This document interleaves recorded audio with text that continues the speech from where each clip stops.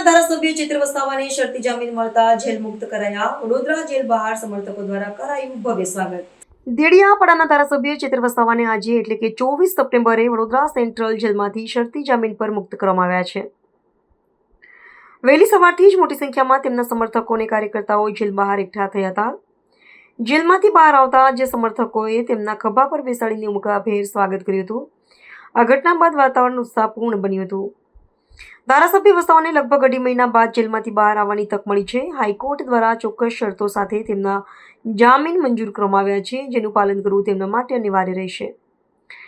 આ મુક્તિથી તેમના સમર્થકો અને કાર્યકર્તાઓમાં ખુશીનો માહોલ છવાયો છે અને તેઓએ ભારે હર્ષોલ્લાસ સાથે તેમની મુક્તિની ઉજવણી કરી હતી. વસાવાની મુક્તિને કારણે જેલ બહાર સમર્થકોની ભારે ભીડ જોવા મળી હતી.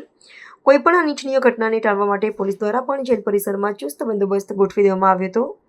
આ મુક્તિથી આગામી સમયમાં રાજકીય ગતિવિધિઓમાં પણ તેજી આવવાની શક્યતા છે. જે રીતે એક ધારાસભ્ય તરીકે એટીવીટીની મિટિંગમાં મેં હાજરી આપી, આ લોકોએ પૂર્વ આયોજિત રીતે મારી સાથે મગજમારી કરી. મગજમારી કર્યા બાદ મેં પોતે પણ અરજી આપી, છતાં મારા ફરિયાદની એ લોકોએ ગુનો દાખલ નહીં કર્યો અને મારા પર ખોટી ફરિયાદ કરી. એમાં પણ 307 લગાડી, હાફ મર્ડર, અને મને જે માથાભારે સાબિત કરીને 80 દિવસ જેલમાં રાખવામાં આવ્યો છે. એમાં ભાજપ અને પોલીસ પ્રશાસનનો ખૂબ મોટો હાથ છે. એમણે ખોટી ફરિયાદ કરીને મને આ જેલમાં રાખ્યો છે.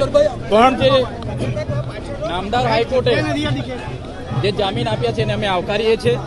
અને આ અવાજ એ દબાવવાની વાત હતી, પણ આ અવાજ દબાવવાનો નથી. આ અમારા લોકોએ ગુજરાતની જનતાએ આપેલો અવાજ છે, સંવિધાને આપેલો અવાજ છે.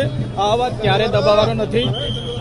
જ્યાં પણ અન્યાય થશે આ અવાજ પૂરી તાકાતથી અમે આગળ વધારતા રહીશું. નામદાર હાઈકોર્ટે શરતી જામીન આપ્યા છે કે મારા મત વિસ્તારમાં મારે જવું નહીં, પણ ચોક્કસ આવનારા દિવસોમાં મને પૂરો ભરોસો છે નામદાર હાઈકોર્ટ, નામદાર સુપ્રીમ કોર્ટમાં પણ જઈશું. સત્યનો વિજય થશે. સત્ય પરાજિત થાય છે, સત્ય પરેશાન થાય છે, પણ પરાજિત થતો નથી. સત્યનો વિજય થશે.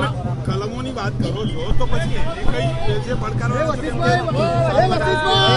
એટીવીટીની મિટિંગ હતી, સરકારી અધિકારીઓ બધા હાજર હતા.